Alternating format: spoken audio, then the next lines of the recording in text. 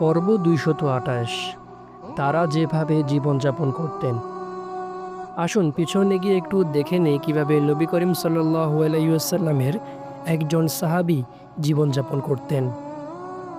আলী ইবনে আবি তালিব রাদিয়াল্লাহু আনহু, যিনি নবী করিম সাল্লাল্লাহু আলাইহি ওয়াসাল্লামের কন্যা ফাতেমা রাদিয়াল্লাহু আনহাকে বিয়ে করেছিলেন, তিনি একদিন ভোরে তার স্ত্রীকে নিয়ে জেগে উঠলেন এবং খাবার তালাশ করলেন, কিন্তু তাদের নিম্নমানের ঘরে কোনো কিছু পাওয়া গেল না। শীতকালের কোনো এক কনকনে ঠান্ডা দিনে এই ঘটনা ঘটেছিল। তাই আলী রাদিয়াল্লাহু আনহু কিছু গরম কাপড় পরে বেরিয়ে গেলেন। তিনি নগরীর চারিধারে কাজ তালাশ করলেন, কিন্তু পেলেন না। এবং অবশেষে তার এক ইহুদির কথা মনে পড়ল, যার একটি বাগান ছিল। আলী রাদিয়াল্লাহু আনহু যখন বাগানে পৌঁছলেন, তখন ইহুদি বলল, হে আরবি লোক, এসে আমাকে খেজুর পেড়ে দাও।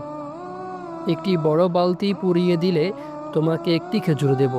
তাই তিনি দীর্ঘ সময়, যতক্ষণ না তার হাতে ও শরীরে ব্যথা হতে লাগলো, ততক্ষণ কঠোর পরিশ্রম করলেন। তিনি যে সামান্য কয়টি খেজুর উপার্জন করেছিলেন, তা নিয়ে তিনি নবী করিম সাল্লাল্লাহু আলাইহি ওয়াসাল্লামকে সাথে করে খাওয়ার জন্য রাসূল সাল্লাল্লাহু আলাইহি ওয়াসাল্লামের নিকট চলে গেলেন। যে কটি বেঁচে গিয়েছিল, তিনি ও ফাতেমা রাদিয়াল্লাহু আনহা সেই কটিকে বাকি দিনের জন্য রেখে দিলেন। এই ছিল তাদের জীবন। তবুও বস্তুবাদী মানসিকতা সম্পূর্ণ লোকের নিকট যা বিপরীত মনে হতে পারে, তা হলো তাদের ঘর বাড়ি আলোতে ও সুখে ভরা ছিল। নবী করিম সাল্লাল্লাহু আলাইহি ওয়াসাল্লামের নিকট যে মহান মূলনীতি অবতীর্ণ হয়েছে, তাতে তাদের অন্তর ভরপুর ছিল।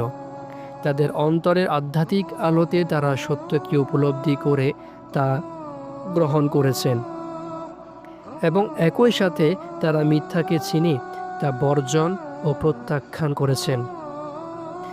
তারা সত্যের পথে কাজ করেছেন এবং মিথ্যার পথ থেকে বহু দূরে সরে গেছেন। তারা বস্তুর যথার্থ মূল্য বুঝতে পেরেছিলেন। হামানের মতো লোকের সুখ কোথায়? সে তো এখন অভিশপ্ত। এটা তো বৃষ্টির পরে উৎপন্ন ফসলের মতো, যা কৃষককে মোহিত করে, পরে শুকিয়ে যায়।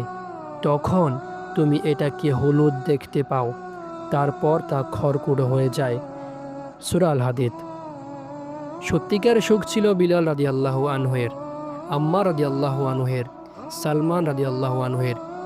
বিলাল রাদিয়াল্লাহু আনহু ছিলেন সত্যের আহ্বায়ক, সালমান রাদিয়াল্লাহু আনহু ছিলেন সত্যবাদী, এবং আম্মার রাদিয়াল্লাহু আনহু ছিলেন দায়িত্ব পালনে বিশ্বস্ত।